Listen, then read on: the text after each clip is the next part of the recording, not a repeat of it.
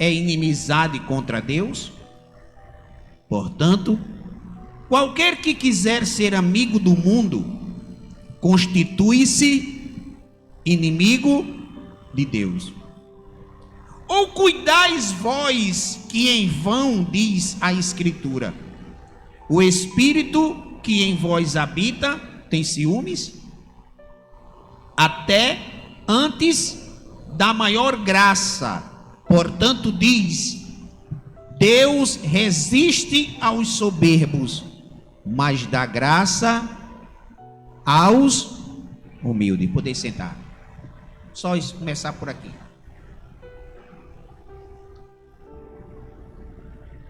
Esse texto que nós estamos analisando, ele é muito mal interpretado.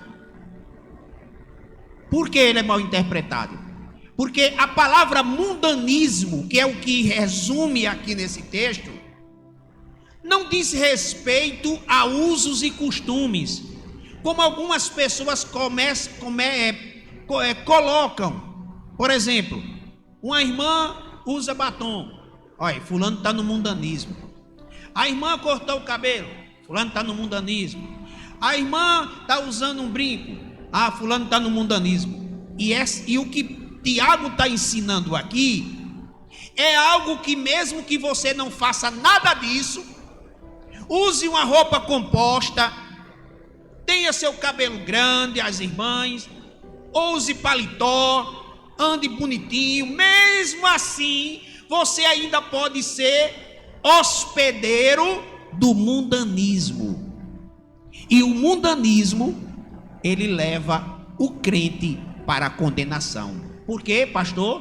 Porque o mundanismo torna o crente inimigo declarado de Deus. Tiago, ele não deixa dúvida com isso não. Ele diz o seguinte: ou você é amigo do mundo e inimigo de Deus, ou você se constitui inimigo do mundo e amigo de Deus. Mas quando ele fala de mundo aqui, ele não está falando das pessoas. Ele não está dizendo aqui que o crente não possa ter uma amizade com o ímpio. Não. Ele não está dizendo aqui que o crente não tem que viver desviando das pessoas que não são crentes, para não conversar, para não dar um bom dia. Aqui não está falando que você tem que desprezar sua família porque não é crente. Nada disso. Quando ele está falando de mundo, ele está falando do sistema pecaminoso que há no mundo. Aquilo que leva o crente a cometer determinados tipos de atitudes que são contrárias à palavra de Deus. Porque nos versículos anteriores, ele deixa isso bem claro, quando ele diz assim: cobiçais e nada tendes, sois invejosos, cobiçosos e não podeis alcançar, guerreais e nada tendes, porque não pedi. Então, o que é que Tiago está dizendo? Que o mundanismo está caracterizado na prática de um caráter de um crente que ainda não foi transformado. Ele está na igreja, canta, ora, louva, faz parte do conjunto, enfim, é um crente bonita. Você olha assim, não vê pintura, não vê nada, mas o coração é invejoso, é cobiçoso, é ganancioso, é cheio de malícia, é cheio de mentira, de engano, de falsidade. Então, para isso não tem roupa, não tem maquiagem, não tem nada que impeça. Então, Tiago, ele deixa isso bem claro, que é para você entender qual é a mensagem que ele quer passar. Então ele usa o termo adúltero e adúltera. Mas quando ele usa esse termo, ele está se referindo ao adultério espiritual, prostituição espiritual. Ele não está falando aqui da relação sexual entre um homem e uma mulher casado que não é o seu cônjuge. Não, ele está falando aqui do perigo da prostituição espiritual. Aí o que a palavra de Deus ela nos diz?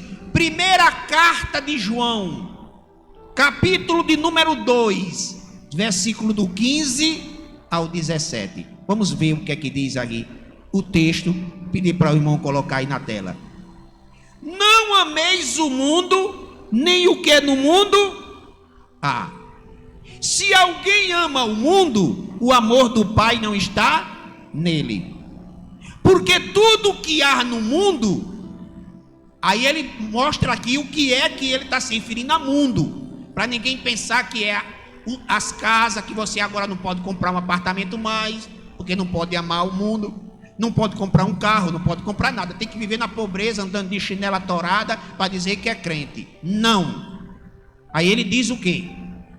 O que há no mundo é concupiscência da carne. A palavra concupiscência significa desejo desenfreado.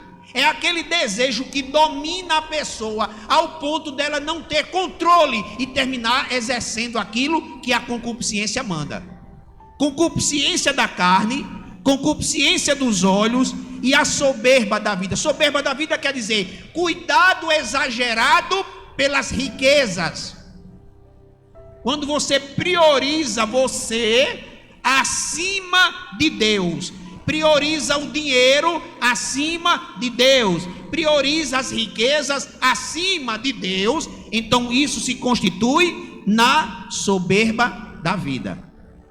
Aí ele diz: não é do Pai, mas do mundo. Aí vem o versículo 17: o mundo passa e as suas concupiscências, mas o que faz a vontade de Deus permanece para sempre. Então, por que é que Tiago usa a palavra adúltero? O que é que Deus tem em relação a isso na sua palavra? Vamos ver aqui, livro do profeta Jeremias. Livro do profeta Jeremias, capítulo de número 2, versículo 1 e 2. O irmão vai colocar aqui. Eu estou mostrando na Bíblia para vocês entenderem que aquilo que eu estou ensinando, que eu estou pregando, não é meu, é da palavra. Então vamos analisar por que Tiago está usando a palavra adúltero e adúltera. Vamos lá, Jeremias capítulo de número 2, versículo 1 e 2. E veio a minha palavra do Senhor dizendo: vai e clama aos ouvidos de Jerusalém, assim diz o Senhor: lembro-me de ti, da piedade da tua mocidade e do amor do teu noivado, quando me guias no deserto, numa terra que não semeava. Versículo 3. Então Israel era santidade para o Senhor, e as primícias da sua novidade. Tudo o que o devoravam eram tidos por culpado, mal vinha sobre eles, diz o Senhor. Algumas traduções, ela usa o seguinte: a palavra do Senhor veio a mim dizendo: vá e proclame diante do povo de Jerusalém, assim diz o Senhor, lembro-me de vocês, meu povo, da sua afeição quando jovem, e do seu amor quando noiva. Deus está mandando Jeremias mandar uma mensagem para o povo de Israel. E essa mensagem está dizendo assim: vocês lembram no começo, quando nós namorávamos, quando vocês passaram 400 anos escravos no Egito, oraram a mim e eu por misericórdia enviei o livramento? Nós éramos noivos, nós éramos casados, nós vivíamos entrelaçados, nós tínhamos união, nós tínhamos comunhão. Eu não deixei faltar pão, eu não deixei faltar carne, eu não deixei faltar água. Eu coloquei uma nuvem durante o dia para poder dar sombra, e à noite a nuvem esquentava, aquecia vocês. Nós éramos, então Deus tinha um relacionamento com Israel de noivo, de esposo. Mas o que aconteceu? Jeremias 2:19, versículo 19 e o versículo 20. A própria maldade o castigará, e as suas infidelidades o repreenderão. Saiba, pois, e veja como é mau e quão amargo é deixar o Senhor, o seu Deus, e não ter temor de mim, diz o Senhor dos exércitos, porque há muito tempo quebrei o meu jugo e rompi as ataduras que o prendiam. Mas você disse: não quero te servir, pois em todos os montes altos e debaixo de todas as árvores frondosas você se deitava e se prostituía. Está vendo, irmão? Aí você vai entender agora. Israel saiu do Egito como noiva. No deserto casou com Deus, mas quando chegou em Canaã se prostituiu. Qual foi a prostituição de Israel? Se envolver com outros deuses, se envolver com outros cultos pagãos para agradar as nações ao redor. Quantas vezes Deus não usou duras penas contra Israel por causa da sua idolatria? Então, servir a Deus e servir a outros deuses é denominado adultério espiritual. Aí o que é que acontece? A própria Bíblia diz que Satanás é o Deus desse século. Está escrito ou não está? Está assim ou não está? Ele é o Deus desse século. E o que é que tem a ver, pastor? Satanás com prostituição espiritual. Vamos para o início. Quando Deus criou Adão, perfeito, santo, sem nenhum tipo de mácula. Deus tinha um laço com Adão tão estreito que todas as tardes Deus descia para falar com Adão. E disse a Adão: não quebre esse vínculo, não quebre esse casamento, Adão.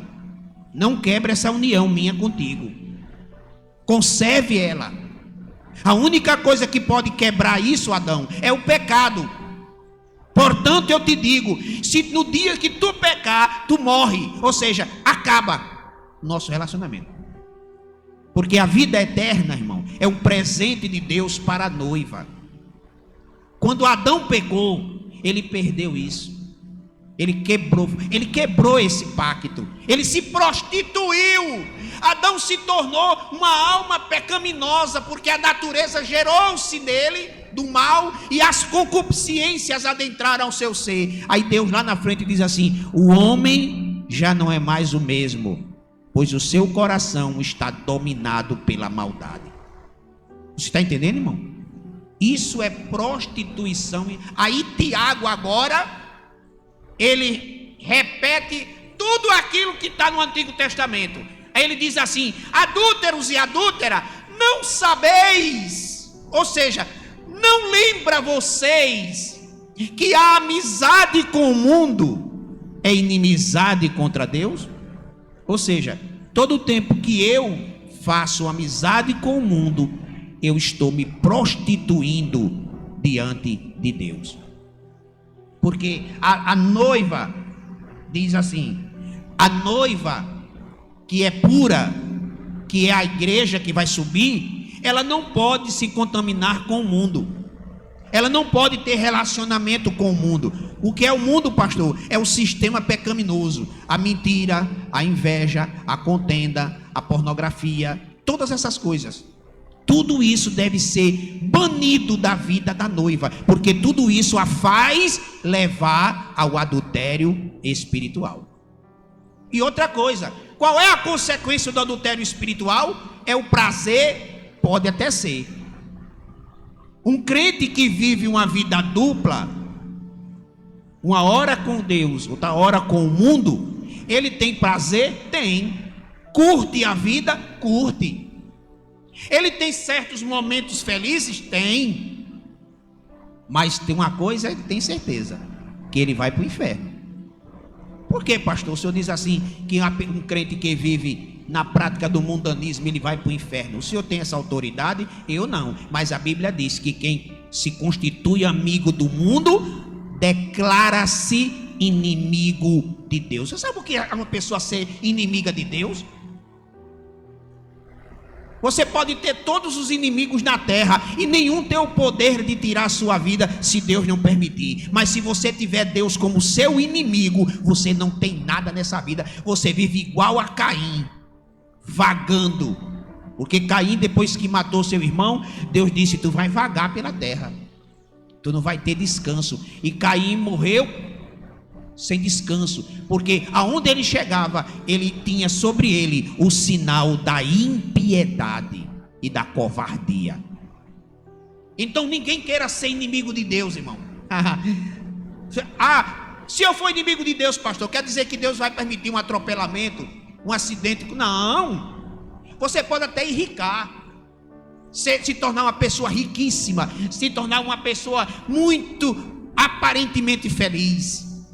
O problema de ser inimigo de Deus não está na terra, está depois que o camarada vai embora.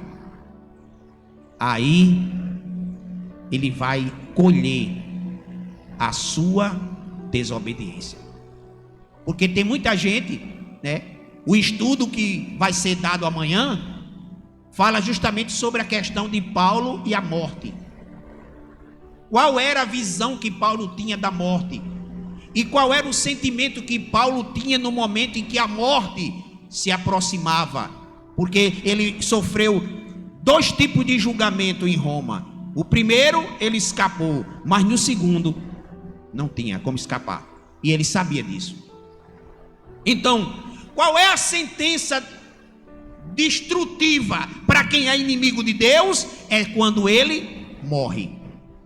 Então você não vai saber nunca quem é inimigo de Deus.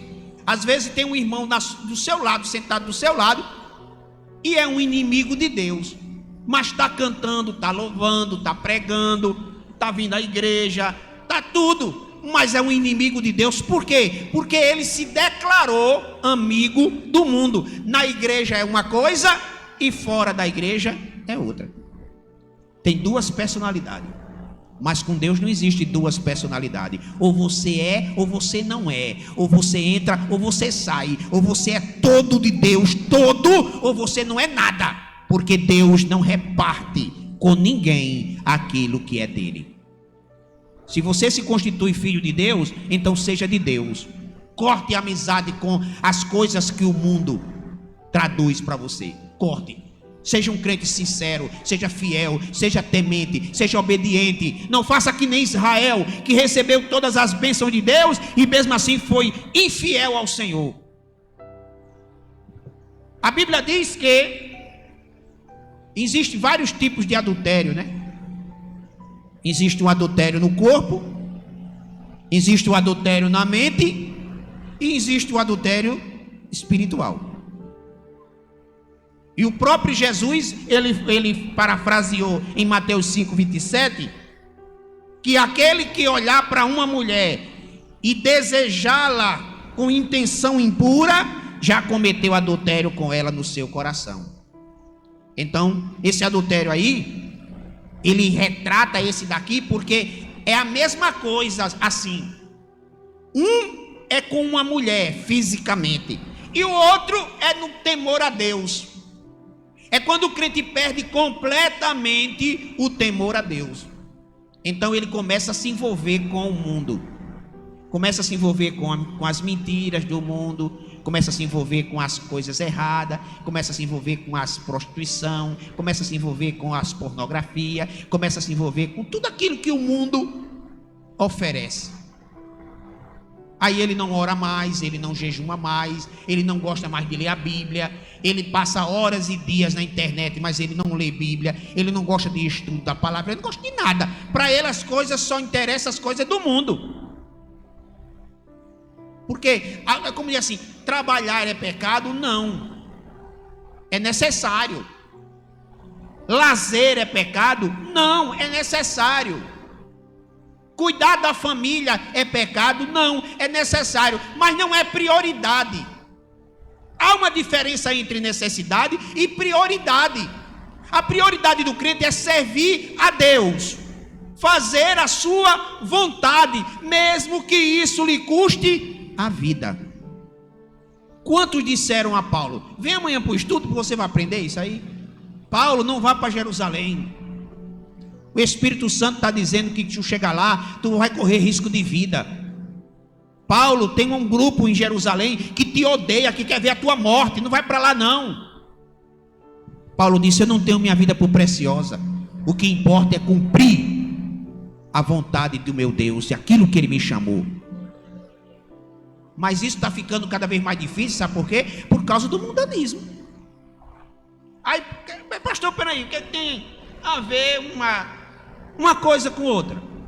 Aí vamos para aquilo que Tiago fala aqui: cobiçais e nada tendes, sois invejosos e cobiçosos, não podeis alcançar, combateis e guerreais e não tendes nem porque não pedis. Pedis e não recebeis, porque pedis maus para gastares em vossos próprios deleites. O que é que isso quer dizer? Cobiça e amor pelo dinheiro. Eu vou trazer no próximo domingo o que mais ou menos quer dizer o amor ao dinheiro, porque tem gente que mistura, nem pode ser de mais nem de menos. Tem gente que acha que o amor ao dinheiro é porque o camarada não pode mais trabalhar, não pode mais comprar nada, não. O amor ao dinheiro, ele está atrelado ao que diz respeito ao senhorio. Porque Jesus, você não encontra na Bíblia Jesus chamando o diabo de senhor. Você não encontra na Bíblia Jesus chamando César, o imperador, de senhor. Você não vê na Bíblia Jesus chamando o mundo de senhor. Mas se você ler na Bíblia, você vê Jesus chamando o dinheiro, as riquezas, de senhor. Ninguém pode servir a dois senhores. Ou há de abraçar um e afugentar o outro, ou de abraçar o outro e afugentar um. Ninguém pode servir a Deus e as riquezas, porque aonde estiver o vosso tesouro, estará também o vosso coração. Isso quer dizer serviço integral. Tem gente que é tão apaixonado por dinheiro que ele troca Jesus pelo dinheiro, sem se desviar. Tem gente que pensa que a coisa só está grave se o cara se desviar. Pastor, acredita que o irmão, a irmã fulana desviou? Como assim? Desviou, está no mundo. Foi trabalhar no shopping e lá só sai de 11 horas da noite e não podia vir mais para o culto. Só tinha folga uma vez por mês, e a folga caía num dia que não tinha culto, e a pessoa passou e terminou desviando. Está no mundo, está nas drogas, está bebendo, aí acha que isso daí é o cúmulo. Ah, Jesus. Não, você pode se desviar sem fazer nada das coisas do mundo, e está desviado, Quando isso acontece, quando você esquece das prioridades espirituais. Ah, pastor, então é difícil mesmo. Qual o teor de pregação que você acha que Jesus estava trazendo para os discípulos? Que tinha mais de 500 ao redor e só ficou 12. Qual era o teor da pregação? O que era que Jesus estava ensinando de tão pesado, de tão difícil de ser aceito? Porque o sermão da montanha, se você analisar, é um dos sermões mais pesados que eu já ouvi. Jesus ali fala de adultério, fala da esmola, fala da autoexaltação, da preocupação exagerada pelo dia de amanhã, fala sobre tudo. Mete o pau mesmo com as duas mãos e não vê ninguém correr, ficou todo mundo assistindo. Mas aquela pregação, aquela ali foi... Aí eu fico perguntando, qual foi o teor? Uma vez os discípulos disseram assim: Senhor, se for para obedecer o que tu está dizendo, então pouco se salvará. O negócio está, pelo menos o que os fariseus ensinam, dá para entrar um bocado de gente, mas do jeito que o Senhor está dizendo, não dá não. Aí Jesus disse: porfiai por entrar pela porta estreita, porque larga é a porta e espaçoso o caminho que conduz à perdição, e muitos são os que entram por ela. Então isso já resumiu tudo, irmão. Evangelho é renúncia. É pena que os irmãos aqui não vêm para o estudo, mas esse estudo que nós tivemos, né, que ainda falta duas lições, falando sobre Paulo, mostra o que é o evangelho de verdade. Paulo morreu pobre, abandonado numa masmorra, cheio de ferida. Quem cuidava dele era Lucas. Ele disse: todos me abandonaram. Aí tem gente que prega um evangelho de apartamento luxuoso na beira da praia, BMW, carro importado, e tá, irmão, você está muito enganado do evangelho de Cristo. Quem segue a Cristo não tem tesouro na terra. Quem segue a Cristo tem tesouro no reino dos céus. É por isso que tem gente que não quer ser crente.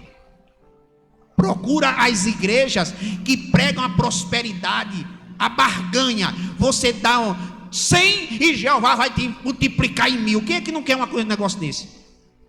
É a bolsa de valores celestial. Você aplica 100 e ganha 1000. Quem é que não quer? Quem é que não quer enricar? Quem é que não quer bênção? Quem é que não quer saúde? Quem é que não quer prosperidade? Todo mundo quer. Apesar das regras bíblicas, existem para falar sobre isso, muitos não conseguem absorver. Amém, irmão? Quem está entendendo, diga amém. Então veja bem, o que é que a palavra de Deus diz aqui? A falta de amor ao Senhor constitui-se em um pecado. Jeremias capítulo 3, versículo 1. Vamos lá. Jeremias 3, versículo 1. Se um homem repudiar sua mulher, e ela o deixar e tomar outro marido, porventura aquele tornará a ela? Não se poluiria com isso de tudo aquela terra. Ora, tu te prostituístes com muitos amantes, mas ainda assim tornas para mim, diz o Senhor. Então, Deus mais uma vez aqui está falando para Israel.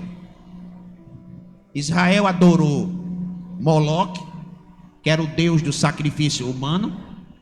Ofereceram a seus filhos a Moloque. Adoraram os deuses pagãos do Egito. Fizeram bezerro de ouro para adorar. Adoraram os deuses da Babilônia, Dagon e outros deuses. Aí agora corre tudo para Jesus. Na hora da dificuldade, né, que os deuses não socorrem, aí corre tudo para Deus. Aí Deus diz assim: se um homem repudiar uma mulher, quero mais viver com você. Bora. Porque aquela mulher se prostituiu com outro. E ele, o marido, descobriu e mandou ela embora. Se ela se arrepender, porventura ele a aceitará novamente? Aí eles dizem: não, claro que não. Até porque a lei não permitia mais. A mulher repudiada, ela era banida. O marido que a repudiou constituía outro casamento. Então ele diz assim: porventura que ele tornará a ela, não se poluiria com isso de toda aquela terra? Aquela mulher não estaria imunda no seu caráter? Com certeza. Aí aqui diz assim: ora, tu te prostituístes com muitos amantes, mas ainda assim tornas para mim, diz o Senhor. Olha, irmão, eu quero que vocês entendam o seguinte: que Deus não é Deus de sobra não, nem de resto não. Deus é Deus de primícia. Ou nós nos sacrificamos para agradá-lo e servi-lo como ele determina na palavra, ou então não tem acordo com Deus. Mas pastor, então quer dizer que se eu pecar, ou se eu estiver fora, Deus não ouve minha oração? Pode até ouvir. Mas aqui ele não está falando de oração não. Ele está falando de voltar a estar ligado como marido a uma mulher que se prostituiu. A mulher se prostituiu, foi morar com outro homem. O marido divorciou dela. Aí agora o marido casou. A mulher quer voltar. Ele vai descasar para voltar para ela? Não vai. Então é o que Deus está dizendo aqui. Todas as vezes que Israel se envolvia com idolatria e com pecado de nações estrangeiras, eles estavam adulterando para Deus. E Deus é assim, viu, irmão? Pelo que você está vendo aqui, ó, não sou eu que estou dizendo não, é a palavra. Se você se achegar a Ele, Ele se achegará a você. O próprio escritor aqui, Tiago, no versículo 8, chegai-vos a Deus e Ele se chegará a vós. É necessário que haja uma vontade primeiro sua, porque Deus está sempre assim, ó, de braço aberto. Agora Ele quer fidelidade, Ele quer sinceridade, Ele quer amor, Ele quer temor. Ande no caminho do Senhor em espírito e em verdade, em obediência. Não esteja cocheando entre dois pensamentos não, porque aí fica sério a sua situação. Não é nem do campo material. Repito, você pode prosperar, você pode crescer, você pode ser uma bênção na igreja, mas cuidado, porque o adultério espiritual leva o homem à condenação eterna. Para nós encerrarmos aqui, assim como o Senhor chamou o seu povo de volta, perdoando-lhe a prostituição espiritual, Ele também está a chamar-nos, independentemente do grau de corrupção que tenhamos permitido em nossa vida.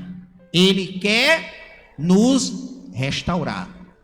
A vontade de Deus é que o crente esteja na sua presença. Errou? Conserte seu erro. Volte ao seu estado original. No entanto, há um alvo a ser perseguido, mas que conta com a possibilidade de restauração. Deve aprender a caminhar de tal modo que não precise recorrer a ela. Isso pressupõe guardar o coração, evitando a corrupção do nosso amor por Ele. Efésios capítulo 6, versículo 24. A graça seja com todos os que amam ao nosso Senhor Jesus Cristo em sinceridade. Você está pensando que Deus é o homem? Eu estou olhando daqui, ó. Para mim é um povo só. Para mim está todo mundo na bênção, todo mundo salvo. Se Jesus voltar agora, sobe todo mundo, não fica ninguém, só as cadeiras. Mas Deus conhece o nosso coração.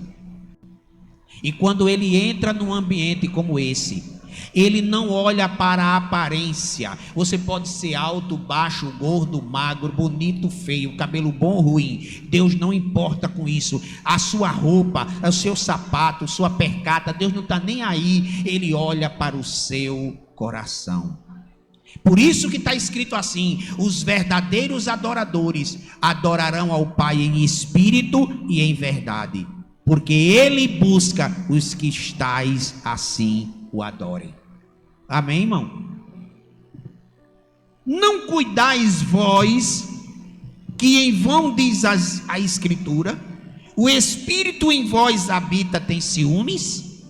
Esse Espírito aqui, palavra grega para Espírito, pneuma, tanto pode ser para Espírito Santo, tanto pode ser para o espírito do homem, como pode ser para um espírito maligno. O que diz que espírito é o contexto da palavra. E pelo contexto aqui, não se encaixa no padrão do Espírito Santo, até porque o versículo que vem posterior, versículo 6, ainda antes da maior graça. Antes, quer dizer, no tempo passado. Então, que tipo de espírito é esse que tem ciúme? Aí remete-nos ao livro do Gênesis, quando o homem é contaminado pela desobediência do pecado. A partir dali, a natureza pecaminosa gera no homem a concupiscência. E o que é a concupiscência? Como eu já disse, é o desejo desenfreado.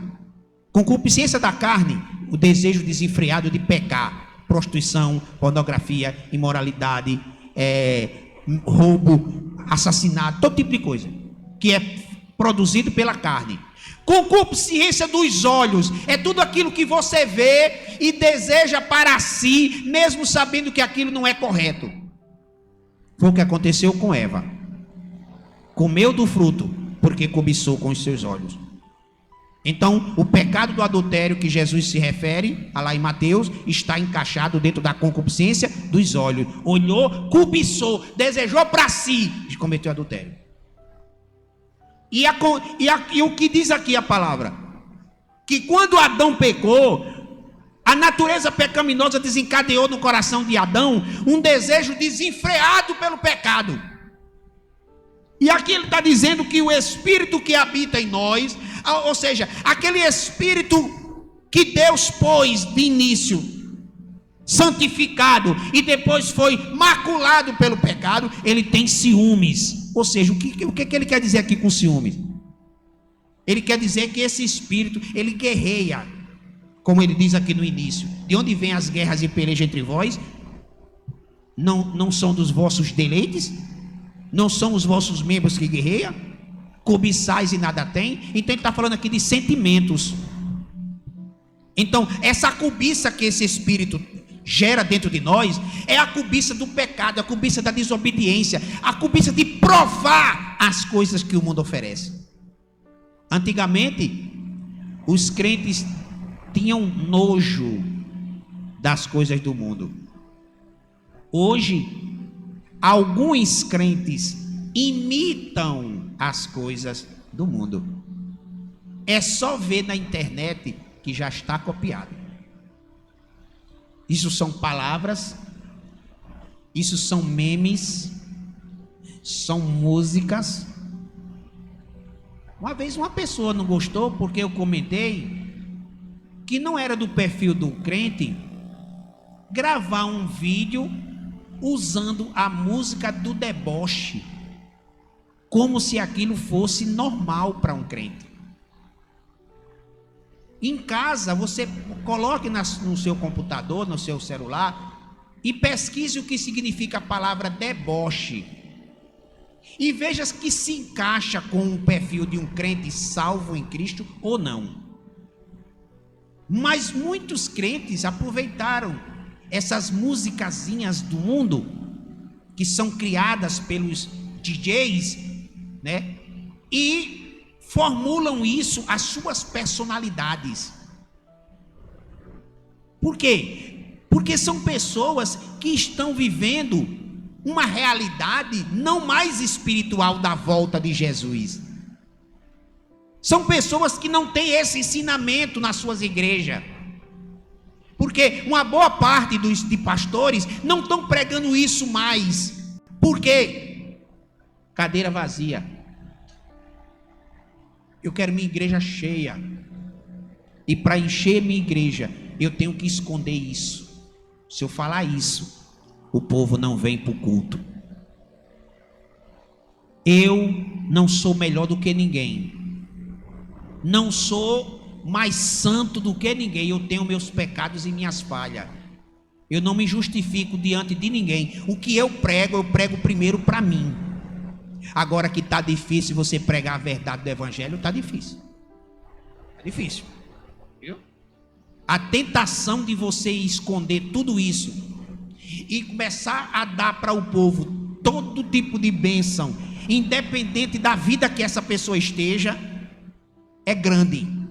Só tem uma coisa: o caba prospera aqui, mas não tem direito à vida eterna. E como ninguém vê o que acontece no outro lado, fica a dúvida: é melhor usufruir agora, pastor, do que do outro lado. Se cada crente rebelde que morresse voltasse para a terra para dizer como é que está lá, e trouxesse uma filmagem para a gente botar num telão, e ainda tinha crente que não acreditava, dizia que era mentira. Mas infelizmente Deus não permite quem partiu voltar mais. Quem foi, foi, independente de ter ido para o Hades ou para o lugar de descanso, porque ninguém morre e vai para o céu nem para o inferno. Não, o Hades e o paraíso, que é assim que a Bíblia ensina. Nem quem está no Hades volta, e nem quem está no paraíso volta. Então fica somente a fé. Será que o que a gente prega aqui Será que o que eu ensino aqui, mostrando cada versículo na Bíblia, é a verdade? Ou eu estou ensinando para vocês um evangelho difícil de seguir, ao ponto de crentes, até mesmo de nossa igreja, não querer mais vir para o culto de domingo? Ou o que será que Deus está mostrando para nós nesses últimos dias da igreja? Ou que tipo de evangelho é esse que nós estamos vivendo, irmão, nesse ministério, nessa igreja? Será que é um ministério será que é um evangelho que salva? Ou um evangelho que espanta a crente? Só vamos saber naquele dia, ou na hora da nossa morte. Eu só sei de uma coisa: eu tenho uma responsabilidade muito grande com a tua alma. Eu não estou aqui para espancar ninguém, para criticar ninguém de religião nenhuma. Você pode ser católico, espírita, evangélico, não importa, a vida é sua. Mas na hora de ensinar a verdade, está aqui a Bíblia. Chegue em casa e leia. Se você achar que está errado, não cumpra. Mas se você se conclui que aquilo que está sendo ensinado é a verdade do evangelho, então não se desvie dela não, porque você corre o risco de perder a vida eterna. Amém, irmão? Adúlteros e adúlteras, essa palavra não é para ímpio, é para crente. Você que não é crente, você está ouvindo a palavra? No dia que você for crente, aceitar Jesus como teu Salvador, você vai pensar assim: eu quero ser um crente de verdade. Não é perfeito não, perfeito só Deus. Você vai ter falhas, você vai ter erros, mas você vai pensar assim: não, eu vou ser um crente de verdade, aquele crente mesmo, praticante. Eu não vou ser um adúltero dentro da igreja não. Eu não vou ser uma adúltera, eu vou ser um crente de verdade. E você que já é crente, se autoanalise. Lembra-te que a amizade do mundo é inimizade contra Deus. Quando chegar a hora de você se tornar amigo do mundo, você pense nisso. Triste é aquele que se torna inimigo de Deus. Repito, não pense que Deus, por você ser inimigo dele, ele vai lhe matar na terra, ele vai punir seus filhos, ele vai tirar seu emprego.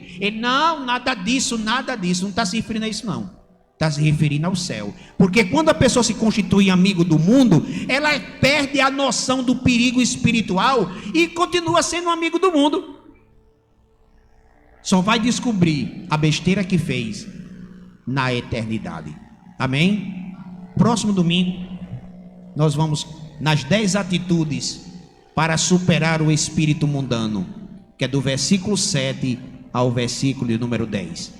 O que eu peço a Deus é que cada irmão